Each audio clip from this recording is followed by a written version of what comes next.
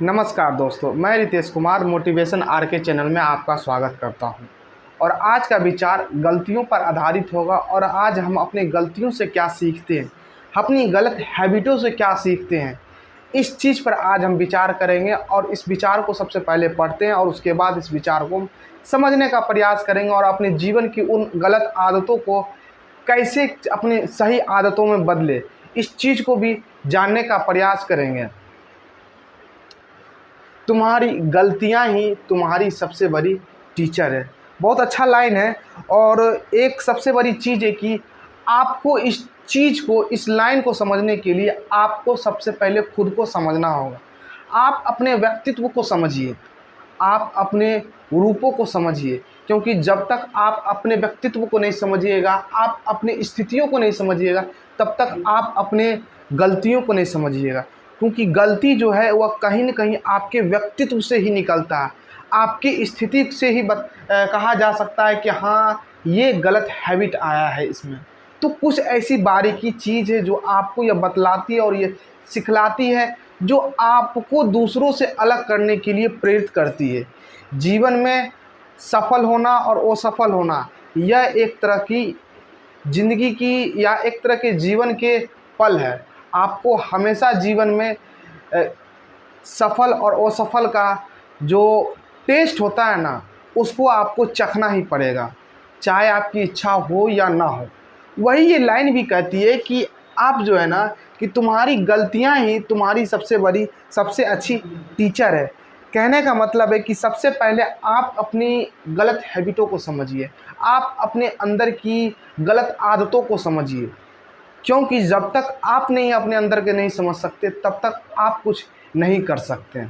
और दूसरा इसका जो रूप है, दूसरा रूप अगर हम इसे अपने एजुकेशन से, अपने लाइफ से जोड़कर अगर बात करें, तो अगर आप किसी एग्ज़ाम में असफल हो जाते हैं, क्योंकि आजकल के युवा की सबसे बड़ी परेशानी यही सब चीज़ है कि अगर आप किसी एग्ज़ाम में असफल हो जाते, तो आप उस एग्ज़ाम के हर एक पॉइंट पर अध्ययन करिए।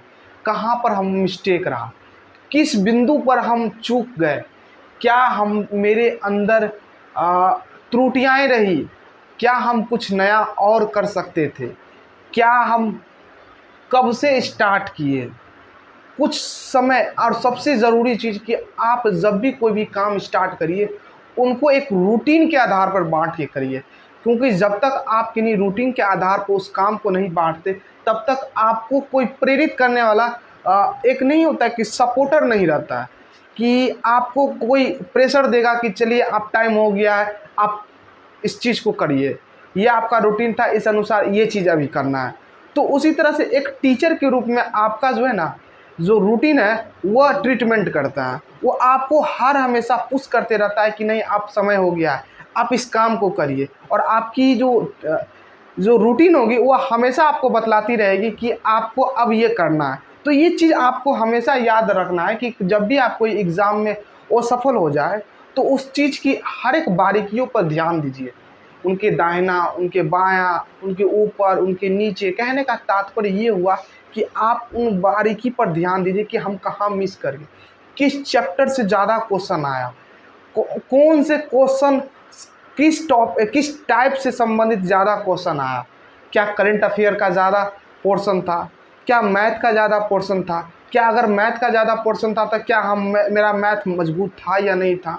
तो ये सब कुछ चीज़ बारीकियाँ हैं जो आपको हमेशा दूसरों से अलग बनाती है। जब तक आप दूसरों से अलग नहीं करते, तब तक आप अपने एग्ज़ाम में सफल नहीं हो सकते। एग्ज़ाम भी दो तरह के होते हैं, एक एग्ज़ाम एक छोटे क्षण के लिए होते हैं, दूसरा एग्ज़ाम आपके लंबे समय के लिए होते हैं। छोटे क्षण करने का तात्पर्य ये हुआ कि आप अगर कोई एग्ज़ाम, अगर आप कोई सरकारी नौकरी प्राप्त कर लेते, तो ये छोटे एग्ज़ाम के रूप में जाना जाता है, क्योंकि इससे आपकी दिनचर्या की ज़रूरतें पूरी होती है। और बड़े एग्ज़ाम उसे कहते हैं जो आपके व्यक्तित्व और आपके जीवन को प्रभावित करती है। आपकी जो आदतें हैं, आपकी जो विचार है, वो आपके आने वाले भविष्य को प्रभावित करते हैं। वो बड़े एग्ज़ाम हो। इसलिए कोई भी काम करिए सोच समझ के करिए।